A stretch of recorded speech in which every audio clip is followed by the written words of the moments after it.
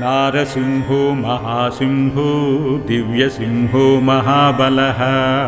उग्रसिंहो महादेव स्तंभजश्चोग्रलोचनः रौद्रः सर्वाद्भुतः श्रीमान् योगनन्दस्त्रिविक्रमः हरिः कोलाहलचक्री विजयी जयवर्धनः पंचाननः परब्रह्मा च घोरो घोरविक्रमः ज्वलन्मुखो ज्वालामाली महाज्वालो महाप्रभुः निटलाक्षसहस्राक्षो दुर्निरीक्ष्यः प्रतापनः महादंष्ट्रायुधप्राज्ञा चण्डकोऽपि सदाशिवः हिरण्यकशिपुध्वंसी दैत्यदानवभञ्जनः गुणभद्रो महाभद्रो बलभद्रः सुभद्रकः कराळो विकराळश्च विकर्ता सर्वकर्तृकः सिंसुमारस्त्रिलोकात्मा ईशः सर्वेश्वरो विभुः भैरवाडम्बरो दिव्यश्चाच्युतः कविमाधवः अधोक्षजोक्षरः सर्वो वनमाली वरप्रदः विश्वम्भरोद्भुतो भव्यः श्रीविष्णुः पुरुषोत्तमः अनघास्त्रो नकास्त्रश्च सूर्यज्योतिः सुरेश्वरः सहस्रबाहुः सर्वज्ञ सर्वसिद्धिप्रदायकः वज्रदंष्ट्रो वज्रनखो महानन्दः परन्तपः सर्वमन्त्रैकरूपश्च सर्वयन्त्रविदारणः सर्वतन्त्रात्मको व्यक्तः सुव्यक्तो भक्तवत्सलः वैशाखशुक्लभूतोद्ध शरणागतवत्सलः उदारकीर्तिः पुण्यात्मा महात्मा चण्डविक्रमः वेदत्रयप्रपूजश्च भगवान् परमेश्वरः श्रीवत्साङ्कः श्रीनिवासो जगद्व्यापी जगन्मयः जगत्पालो जगन्नाथो महाकायो द्विरूपभृत् परमात्मा परञ्ज्योतिर्निर्गुणश्च नृकेशरी परतत्त्वं परं धाम सच्चिदानन्दविग्रहः लक्ष्मी नृसिंह सर्वात्मा धीरप्रह्लादपालकः इदं श्रीमन्नृसिंहस्य नाम्नामष्टोत्तरं शतं त्रिसंयम्य पठेद्भक्त्या सर्वाभीष्टमवाप्नुयात्।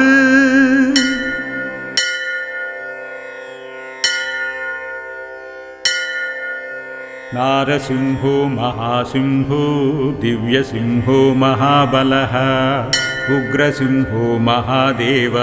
स्तंभजश्चोग्रलोचनः रौद्रः सर्वाद्भुतः श्रीमान् योगनन्दस्त्रिविक्रमः हरिः कोलाहलचक्री विजयी जयवर्धनः पंचाननः परब्रह्मा च घोरो घोरविक्रमः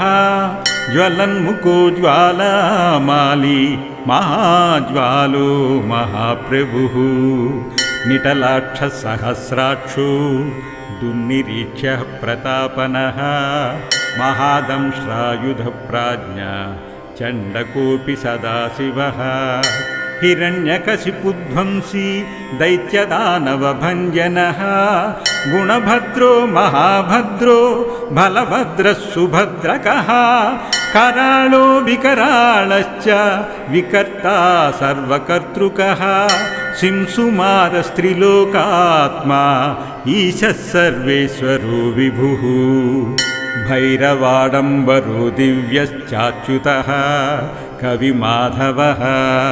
अधोक्षजोक्षरः सर्वो वनमाली वरप्रदः विश्वम्भरोद्भुतो भव्यः श्रीविष्णुः पुरुषोत्तमः अनघास्त्रो नकास्त्रश्च सूर्यज्योतिः सुरेश्वरः सहस्रबाहुः सर्वज्ञ सर्वसिद्धिप्रदायकः वज्रदंष्ट्रो वज्रनखो महानन्दः परन्तपः सर्वमन्त्रैकरूपश्च सर्वयन्त्रविदारणः सर्वतन्त्रात्मको व्यक्तः सुव्यक्तो भक्तवत्सलः वैशाखशुक्लभूतोद्ध शरणागतवत्सलः उदारकीर्तिः पुण्यात्मा महात्मा चण्डविक्रमः वेदत्रयप्रपूजश्च भगवान् परमेश्वरः श्रीवत्साङ्कः श्रीनिवासो जगद्व्यापी जगन्मयः जगत्पालो जगन्नाथो महाकायोद्विरूपभृत् परमात्मा परञ्ज्योतिर्निर्गुणश्च नृकेशरी परतत्त्वं परं धाम सच्चिदानन्दविग्रहः लक्ष्मी नृसिंह सर्वात्मा धीरप्रह्लादपालकः इदं श्रीमन्नृसिंहस्य नाम्नामष्टोत्तरं शतं त्रिसंयम्य पठेद्भक्त्या सर्वाभीष्टमवाप्नुयात्।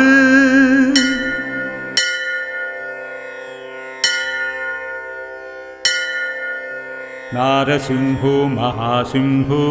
दिव्यसिंहो महाबलः उग्रसिंहो महादेव स्तम्भजश्चोग्रलोचनः रौद्रः सर्वाद्भुतः श्रीमान् योगनन्दस्त्रिविक्रमः हरिः कोलाहलचक्री विजयी जयवर्धनः पञ्चाननः परब्रह्मा च घोरो घोरविक्रमः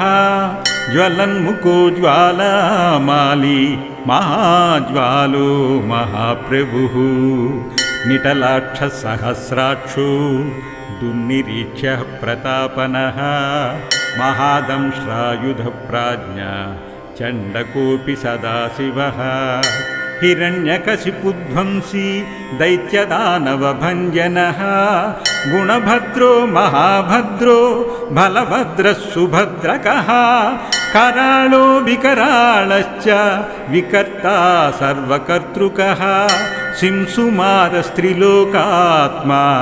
ईशः सर्वेश्वरो विभुः भैरवाडम्बरो दिव्यश्चाच्युतः कविमाधवः अधोक्षजोक्षरः सर्वो वनमाली वरप्रदः विश्वम्भरोद्भुतो भव्यः श्रीविष्णुः पुरुषोत्तमः अनघास्त्रो नकास्त्रश्च सूर्यज्योतिः सुरेश्वरः सहस्रबाहुः सर्वज्ञ सर्वसिद्धिप्रदायकः वज्रदंष्ट्रो वज्रनखो महानन्दः परन्तपः सर्वमन्त्रैकरूपश्च सर्वयन्त्रविदारणः सर्वतन्त्रात्मको व्यक्तः सुव्यक्तो भक्तवत्सलः वैशाखशुक्लभूतोद्ध शरणागतवत्सलः उदारकीर्तिः पुण्यात्मा महात्मा चण्डविक्रमः वेदत्रयप्रपूजश्च भगवान् परमेश्वरः श्रीवत्साङ्कः श्रीनिवासो जगद्व्यापी जगन्मयः जगत्पालो जगन्नाथो महाकायोद्विरूपभृत् परमात्मा परञ्ज्योतिर्निर्गुणश्च नृकेशरी परतत्त्वं परं धाम सच्चिदानन्दविग्रहः लक्ष्मी नृसिंह सर्वात्मा धीरप्रह्लादपालकः इदं श्रीमन्नृसिंहस्य नाम्नामष्टोत्तरं शतं त्रिसंयम्य पठेद्भक्त्या सर्वाभीष्टमवाप्नुयात्।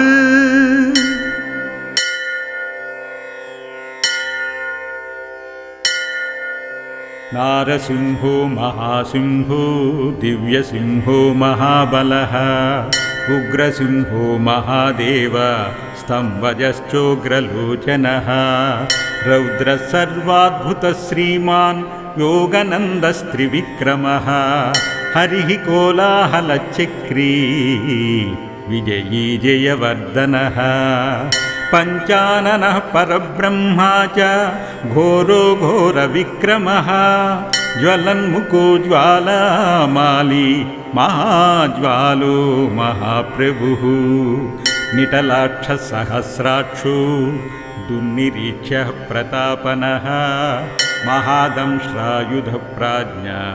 चण्डकोऽपि सदाशिवः हिरण्यकशिपुध्वंसी दैत्यदानवभञ्जनः गुणभद्रो महाभद्रो बलभद्रः सुभद्रकः कराळो विकराळश्च विकर्ता सर्वकर्तृकः सिंसुमारस्त्रिलोकात्मा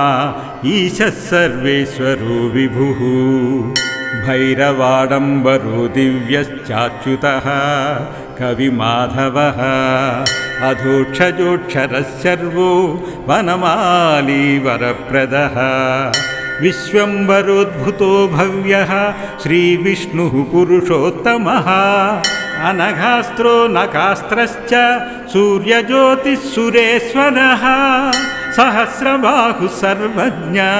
सर्वसिद्धिप्रदायकः वज्रदंष्ट्रो वज्रनखो महानन्दः परन्तपः सर्वमन्त्रैकरूपश्च सर्वयन्त्रविदारणः सर्वतन्त्रात्मको व्यक्तः सुव्यक्तो भक्तवत्सलः वैशाखशुक्लभूतोद्ध शरणागतवत्सलः उदारकीर्तिः पुण्यात्मा महात्मा चण्डविक्रमः वेदत्रयप्रपूजश्च भगवान् परमेश्वरः श्रीवत्साङ्कः श्रीनिवासो जगद्व्यापी जगन्मयः जगत्पालो जगन्नाथो महाकायोद्विरूपभृत् परमात्मा परञ्ज्योतिर्निर्गुणश्च नृकेशरी परतत्त्वं परं धाम सच्चिदानन्दविग्रहः लक्ष्मी नृसिंह सर्वात्मा धीरप्रह्लादपालकः इदं श्रीमन्नृसिंहस्य नाम्नामष्टोत्तरं शतं त्रिसंयम्य पठेद्भक्त्या सर्वाभीष्टमवाप्नुयात्।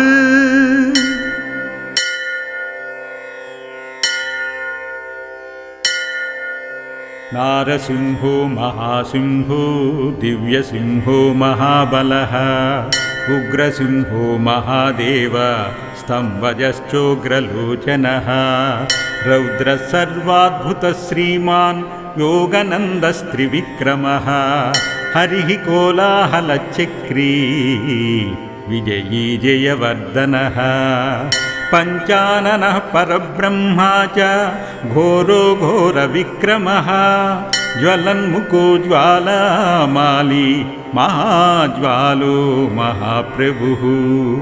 निटलाक्षसहस्राक्षो दुर्निरीक्ष्यः प्रतापनः महादंष्ट्रायुधप्राज्ञा चण्डकोऽपि सदाशिवः हिरण्यकशिपुध्वंसी दैत्यदानवभञ्जनः गुणभद्रो महाभद्रो बलभद्रः सुभद्रकः कराळो विकराळश्च विकर्ता सर्वकर्तृकः सिंसुमारस्त्रिलोकात्मा ईशः सर्वेश्वरो विभुः भैरवाडम्बरो दिव्यश्चाच्युतः कविमाधवः अधोक्षजोक्षरः सर्वो वनमाली वरप्रदः विश्वम्भरोद्भुतो भव्यः श्रीविष्णुः पुरुषोत्तमः अनघास्त्रो नकास्त्रश्च सूर्यज्योतिः सुरेश्वरः सहस्रबाहुः सर्वज्ञ सर्वसिद्धिप्रदायकः वज्रदंष्ट्रो वज्रनखो महानन्दः परन्तपः सर्वमन्त्रैकरूपश्च सर्वयन्त्रविदारणः सर्वतन्त्रात्मको व्यक्तः सुव्यक्तो भक्तवत्सलः वैशाखशुक्लभूतोद्ध शरणागतवत्सलः उदारकीर्तिः पुण्यात्मा महात्मा चण्डविक्रमः वेदत्रयप्रपूजश्च भगवान् परमेश्वरः श्रीवत्साङ्कः श्रीनिवासो जगद्व्यापी जगन्मयः जगत्पालो जगन्नाथो महाकायोद्विरूपभृत् परमात्मा परञ्ज्योतिर्निर्गुणश्चन्द्रुकेसरी परतत्त्वं परं धाम सच्चिदानन्दविग्रहः लक्ष्मी नृसिंह सर्वात्मा धीरः प्रह्लादपालकः इदं श्रीमन्नृसिंहस्य नाम्नामष्टोत्तरं शतं त्रिसंयम्य पठेद्भक्त्या सर्वाभीष्टमवाप्नुयात्।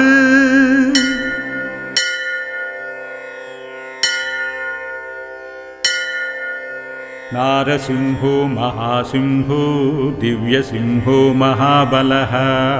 उग्रसिंहो महादेव स्तंभजश्चोग्रलोचनः रौद्रः सर्वाद्भुतः श्रीमान् योगनन्दस्त्रिविक्रमः हरिः कोलाहलचक्री विजयी जयवर्धनः पञ्चाननः परब्रह्मा च घोरो घोरविक्रमः ज्वलन्मुखो ज्वालामाली महाज्वालो महाप्रभुः निटलाक्षसहस्राक्षो दुर्निरीक्ष्यः प्रतापनः महादंष्ट्रायुधप्राज्ञा चण्डकोऽपि सदाशिवः हिरण्यकशिपुध्वंसी दैत्यदानवभञ्जनः गुणभद्रो महाभद्रो बलभद्रः सुभद्रकः कराळो विकराळश्च विकर्ता सर्वकर्तृकः सिंसुमारस्त्रिलोकात्मा ईशः सर्वेश्वरो विभुः भैरवाडम्बरो दिव्यश्चाच्युतः कविमाधवः अधोक्षजोक्षरः सर्वो वनमाली वरप्रदः विश्वम्भरोद्भुतो भव्यः श्रीविष्णुः पुरुषोत्तमः अनघास्त्रो नकास्त्रश्च सूर्यज्योतिः सुरेश्वरः सहस्रबाहुः सर्वज्ञ सर्वसिद्धिप्रदायकः वज्रदंष्ट्रो वज्रनखो महानन्दः परन्तपः सर्वमन्त्रैकरूपश्च सर्वयन्त्रविदारणः सर्वतन्त्रात्मको व्यक्तः सुव्यक्तो भक्तवत्सलः वैशाखशुक्लभूतोद्ध शरणागतवत्सलः उदारकीर्तिः पुण्यात्मा महात्मा चण्डविक्रमः वेदत्रयप्रपूजश्च भगवान् परमेश्वरः श्रीवत्साङ्कः श्रीनिवासो जगद्व्यापी जगन्मयः जगत्पालो जगन्नाथो महाकायोद्विरूपभृत् परमात्मा परञ्ज्योतिर्निर्गुणश्चन्द्रुकेसरी परतत्त्वं परं धाम सच्चिदानन्दविग्रहः लक्ष्मी नृसिंह सर्वात्मा धीरः प्रह्लादपालकः इदं श्रीमन्नृसिंहस्य नाम्नामष्टोत्तरं शतं त्रिसंयम्य पठेद्भक्त्या